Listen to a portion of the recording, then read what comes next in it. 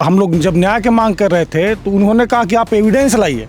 समझिए, आप पुलिस जो है वो पीड़ित से ही एविडेंस मांग रही है। कहा पे एविडेंस लाइए तो हम कार्रवाई करेंगे। कहने का मतलब है कि ये लोग लड़कियों के सप्लाई चेन का काम कर रहे हैं। बिल्कुल बिल्कुल। ये लोग 2018 में कुछ नहीं थे और अभी बहुत बड़ा संपत्ति वाले बन गए हैं। 40 ठो हॉस्टल इनका है। वहाँ पुलिस ने जबरन लाठीचार्ज किया और डेड बॉडी को उठा करके एम्बुलेंस में रख करके गोलीघाट भेज दिया। जो दोषी है उसको आप पकड़ नहीं रहे हैं, जो मांग कर रहा है उसको उठा करके आप जेल भेज रहे हैं। यही सुशासन की सरकार है? ये है विजय बाबू या विजय सिन्हा और सम्राट चौधरी है बुलडोजर की सरकार। 10 मिनट की बच्ची होश में आई थी, उसको मार दिया गया। कुछ जब जी मतलब बयान देगी तो सब लोग फंसेंगे इसमें, तो उसको सुला दिया गया इंजेक्शन देकर। को रो रही थी, 10 मिनट की होश में आई थी। तो समझिए कितना बर्माहत वाला स्थिति है कि 17 साल की बच्ची एकदम बिल्कुल सौम्य स्वभाव की एकदम सुशील बच्ची, उसके साथ कितना अन्यायपूर्वक क्रूरता से घटना हुआ है। फांसी होना चाहिए वो लोग को, फांसी। मुख्य तौर पर प्रजातंत्र में प्रशासन का काम होता है आम लोगों को न्याय दिलवाना।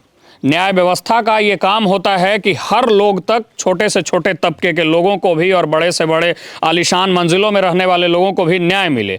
लेकिन कैसा हो जब हम आपको बताएं कि प्रशासन के द्वारा एक दुष्कर्म के मामले में, जहां एक नाबालिग बच्ची के साथ दुष्कर्म हुआ है और हॉस्टल संचालकों ने सीसीटीवी फुटेज तक उड़ा दिया। हॉस्टल संचालक जो है पीछे से रैकेट चला रहे हैं, ऐसा इनके परिजनों का कहना है। और हम मौजूद हैं उन्हीं के गाँव में। कल की घटना क्या हुई है, ये लोग जो है प्रशासन से अपना शांति प्रिय ढंग से मांग रखने गए थे। वो मांग करने गए थे कि इनकी बच्ची के साथ जो दुष्कर्म हुआ है उसके एवज में प्रशासन कार्रवाई करे। ऐसा हम लोग सब चाहते हैं, भगवान न करे ऐसा अगर किसी के साथ भी हो, तो सबका सबसे पहला प्राथमिकता यही होता है कि उनको न्याय मिल पाए। कल क्या हुआ था कारगिल चौक पे, जहां मांग किया जा रहा था न्याय का, वहां प्रशासन के द्वारा क्या? हम लोग वहाँ पे शांतिपूर्वक प्रदर्शन कर रहे थे, डेड बॉडी को रख करके मांग कर रहे थे कि न्याय मिले बेटी को। तो न्याय तो दूर की बात है, पुलिस ने जबरन लाठीचार्ज किया और डेड बॉडी को उठा करके एम्बुलेंस में रख करके गोलीघाट भेज दिया। और उस दौरान जो वहाँ के एसपी हैं, एएसपी अभिनव कुमार, वो हम लोग जब न्याय की मांग कर रहे थे तो उन्होंने कहा कि आप एविडेंस लाइए। समझिए, आप पुलिस जो है वो पीड़ित से ही एविडेंस मांग रही है। कहा पे एविडेंस लाइए तो हम कार्रवाई करेंगे। समझ रहे हैं? आप छोटा मोटा जो घटना होता है उसमें आप उठा करके लोग के लेके चल जाते हैं। इतना बड़ा घटना होने के बाद हम लोग मांग कर रहे थे कि जो दोषी है उसको गिरफ्तार कीजिए, तो बोले कि हम निर्दोष लोग को कैसे गिरफ्तार कर ले, आप एविडेंस लाइए तब हम गिरफ्तार करेंगे। उनके पास ही किस बात का एविडेंस था कि वो निर्दोष है? बताइए। वो तो मतलब एक तरफा कार्रवाई एकदम इस पे साफ प्रतीत हो रहा था कि वो जो दोषी है उसका संरक्षक थे। क्या वजह हो सकता है दोषी का संरक्षण करने का? किसी को क्यों संरक्षण किया जा रहा है? जो हॉस्टल मालिक है उसका सरकार में बहुत ऊपर तक पहुंच है। जो है श्रवण अग्रवाल, उसकी पत्नी नीलम अग्रवाल, वो सेक्स रैकेट चलाती है। और उसका जो शायद सौतेला बेटा या भाई है आशु अग्रवाल, और सिंडिकेट है एक बहुत बड़ा। तो वो मतलब सेक्स रैकेट और इस तरह का काम करके मतलब लड़कियों को उठवा देना, भेजना इधर उधर, जो नहीं माने उसको ज़बरदस्ती उठवा देना वहाँ पर से, उसके साथ गलत काम करके इस तरह का मतलब करना। क्या आपका कहने का मतलब है कि ये लोग लड़कियों के सप्लाई चेन का काम कर रहे हैं? बिल्कुल। ये लोग 2018 में कुछ नहीं थे और अभी बहुत बड़ा संपत्ति वाले बन गए हैं। 40 ठो हॉस्टल इनका है वहाँ पे।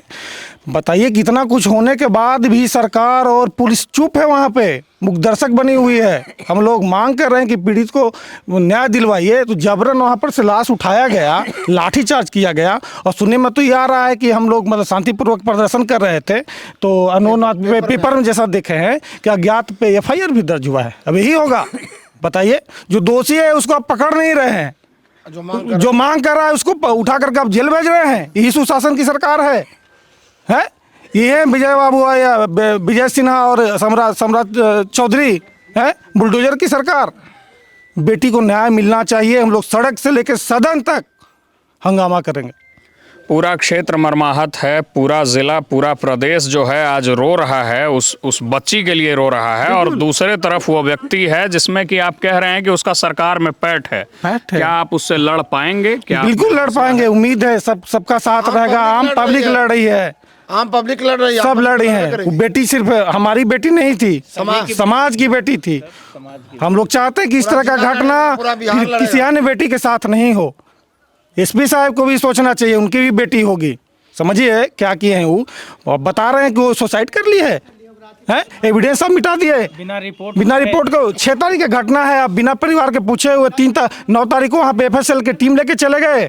3 दिन में तो वहाँ पे सब सबूत मिटा दिया गया, सब सबूत मिटा दिया गया। वो जो प्रभात मेमोरियल हॉस्पिटल है, वो लड़की का जान बचाने की जगह जान लिया। 10 मिनट की बच्ची होश में आई थी, उसको मार दिया गया कि जब जी मतलब बयान देगी तो सब लोग फंसेंगे इसमें, तो उसको सुला दिया गया इंजेक्शन देकर। को रो रही थी, 10 मिनट के लिए होश में आई थी। तो समझिए कितना मर्माहत वाला स्थिति है कि 17 साल की बच्ची, एकदम बिल्कुल सौम्य स्वभाव की, एकदम सुशील बच्ची, उसके साथ कितना अन्यायपूर्वक क्रूरता से घटना हुआ है। फांसी होना चाहिए वो लोग को, फांसी, समझे ना।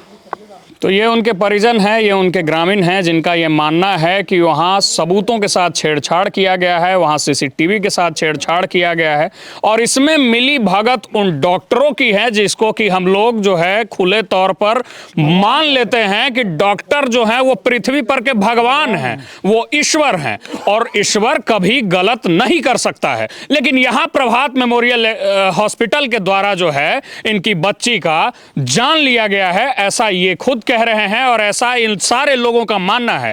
प्रभात मेमोरियल हॉस्पिटल कितना गलत है और श्रवण अग्रवाल कितना सही है, ये तो आने वाला वक्त बताएगा। ये इनके हौसले बताएंगे कि ये कितनी मजबूती से इस लड़ाई को लड़ पाते हैं। बाकी कैमरामैन से हम चाहेंगे कि एक बार यहाँ का मंजर दिखा दीजिए। सारे लोग यहाँ जुटे हुए हैं, सब लोग मर्माहत हैं, और पूरा क्षेत्र, पूरा समाज, पूरा जिला जो है आज रो रहा है। उस दरिंदे को सजा दिलवाने के लिए एकजुट खड़ा है। इस कड़ी में आगे क्या होता है वो हम बताते रहेंगे। बाकी मेरा नाम रमनीक राज है, आप देख रहे हैं मीडिया दर्शन। बहुत बहुत धन्यवाद।